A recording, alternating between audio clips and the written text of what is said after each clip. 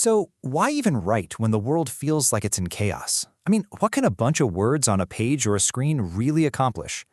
Today, we're diving into this really powerful anonymous text that just tackles that question head-on. It's signed simply The Outsider, and it is one heck of a declaration on the whole purpose of writing when you're staring injustice in the face.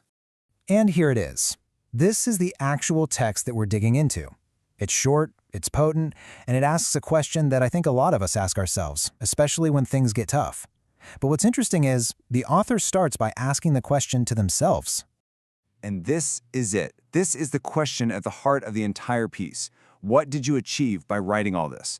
It's this moment of really honest self-reflection.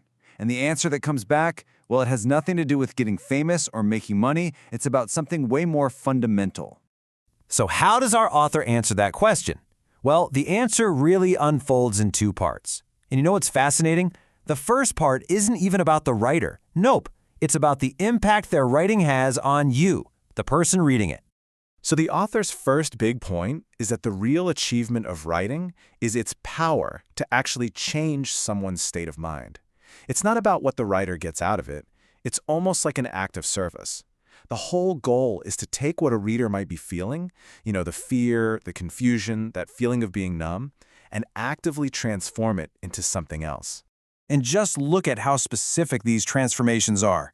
The author claims their words can take a mind that's terrified of power and make it fearless. They're trying to pull a reader out of that swamp of fake news and get them to start seeking the truth. And maybe the most powerful one of all, to take a numbed mind and body and spark real anger against injustice. Okay, so this leads us right to the core philosophy of this whole text. For the outsider, changing a reader's mind isn't just, a nice side effect. It's part of a much bigger, almost sacred duty. And here's where the author really lays it all out. They bring up this idea of a supreme duty and connect it to a very specific word, Brahmin.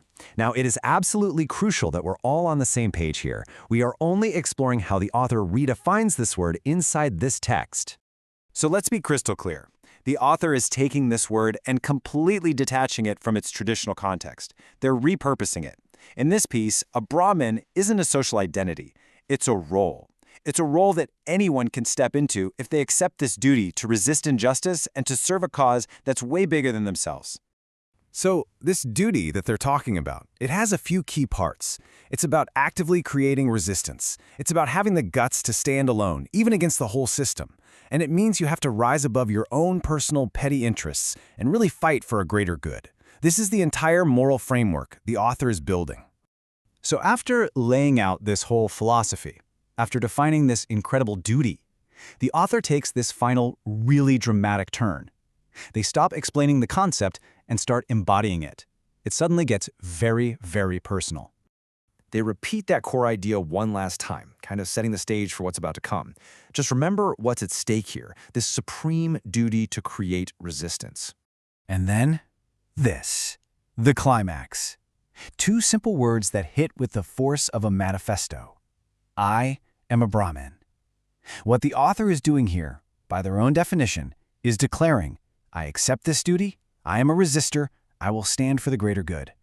This isn't just something I do, it is who I am. And this is the final, powerful statement. It frames their entire existence as being about one single mission. For this author, writing isn't just a job or a hobby, it's their life. The act of resisting lies and evil is their reason for being. So the outsider answers their own tough question not with a list of things they've accomplished, but with this incredible declaration of identity and purpose. And it really leaves us with a big question to think about. When words are used just as a tool for resistance, what is their ultimate power?